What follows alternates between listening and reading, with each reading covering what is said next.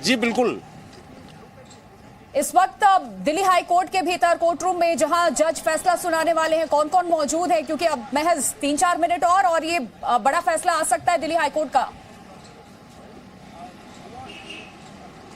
बिल्कुल, देखिए आपको बता दें कि जो अरविंद केजरीवाल के पक्ष के लोग हैं वो भी कोर्ट में मौजूद हैं। ईडी की तरफ से भी मौजूदगी है कोर्ट में, और कुछ ही देर में किसी भी पल कोर्ट अपना फैसला सुना सकता है। और ये देखने वाली बात होगी कि क्या कोर्ट की तरफ से अरविंद केजरीवाल को राहत मिलती है, या फिर जिस तरीके से ईडी ने उनको अंतरिम राहत देने का विरोध किया है वो कहा जाए एक तरीके से अरविंद केजरीवाल को जो राहत है वो नहीं मिलती है, क्योंकि लगातार ईडी विरोध करती रही और ये कहती रही कि अरविंद केजरीवाल किंगपिन है, अगर वो बाहर जाएंगे तो कहीं ना कहीं जो जांच है वो भी प्रभावित होगी।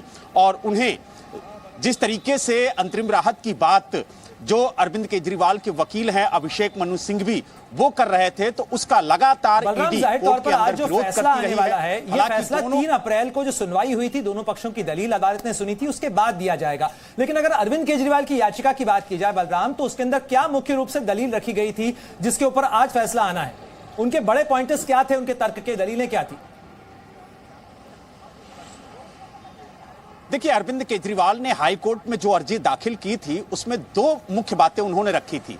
पहली, उन्होंने अपनी गिरफ्तारी को चुनौती दी थी और कहा था कि ईडी ने जिस तरह से उन्हें गिरफ्तार किया है वो पूरी तरह से गलत है। और दूसरी बात उन्होंने अपनी अर्जी में रखी थी कि उन्हें अंतरिम राहत दी जाए, क्योंकि उनके खिलाफ अभी तक किसी कोर्ट ने कोई दोष साबित नहीं किया है और ना ही उन्हें किसी तरह की कोई सजा सुनाई गई है। लिहाजा जो जांच है वो लगातार ईडी कर रही है, और जिस तरीके से सबूत ईडी के सामने हैं उससे यह भी स्पष्ट होता है कि वो सबूतों से छेड़छाड़ भी नहीं कर सकते हैं। लिहाजा उन्हें अंतरिम राहत देते हुए रिहाई दी जाए ताकि वो रिहा हो सके। हालांकि रखा था उसमें कहा था कि अलग से किसी कानून का प्रावधान नहीं है सीएम के लिए, सीएम के लिए भी वही कानूनी प्रावधान है जो किसी सामान्य नागरिक के लिए होते हैं।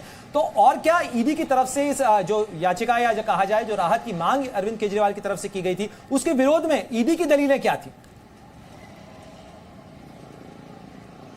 देखिए, ईडी ने स्पष्ट कहा था कि अरविंद केजरीवाल किंगपिन हैं, और जिस तरीके से ये पूरा स्कैम हुआ है उसको लेकर के उन्हें राहत नहीं दी जा सकती है, क्योंकि उनके पास पुख्ता सबूत है।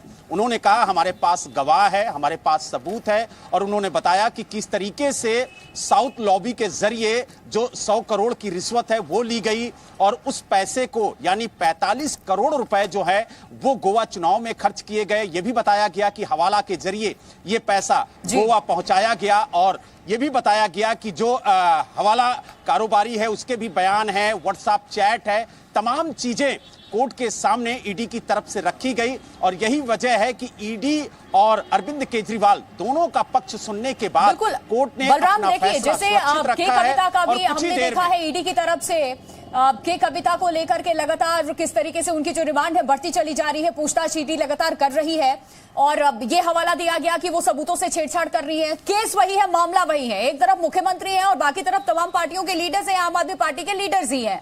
तो हो सकता है कि आज अरविंद केजरीवाल को राहत भी ना मिले, क्योंकि जो दलीलें आप दे रहे हैं, जिस तरीके से ईडी इतनी चीजों को सामने रख रही है सबूतों के साथ, याचिका खारिज भी हो सकती है केजरीवाल की, संभव है ये?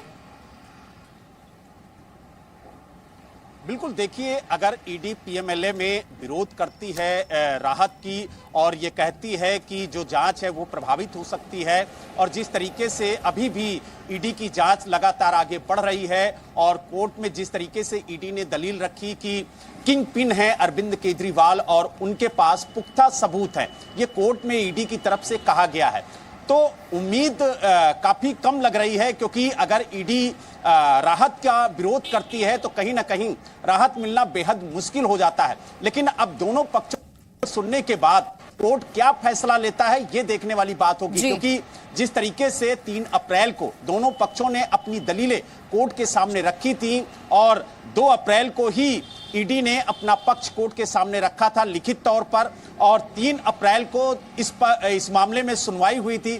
दोनों पक्षों ने बहस की थी, लंच के बाद भी ये बहस जारी रही, और उसके बाद कोर्ट ने कहा कि हम अपना फैसला सुरक्षित रखते हैं और जल्द ही हम अपना फैसला सुनाएंगे। आज वो घड़ी आ गई है जब कोर्ट अपना फैसला सुनाएगा। बिल्कुल, सबको इंतजार है कि कोर्ट की तरफ से क्या बड़ा फैसला लिया जाता है, क्योंकि पूरा मामला अरविंद केजरीवाल को जेल से बाहर डालने का है। अब विपक्ष की तरफ से दबाव बनाया गया कि केजरीवाल इस्तीफा दे। पहली बार ऐसा हुआ है कि कोई सिटिंग मुख्यमंत्री सीएम रहते जेल के भीतर है और वो इस्तीफा देने को भी तैयार नहीं। हालांकि आरोप सिद्ध नहीं हुआ। आम आदमी पार्टी का बचाव में ये कहना है कि अभी सिर्फ वो आरोपी हैं, दोषी नहीं है।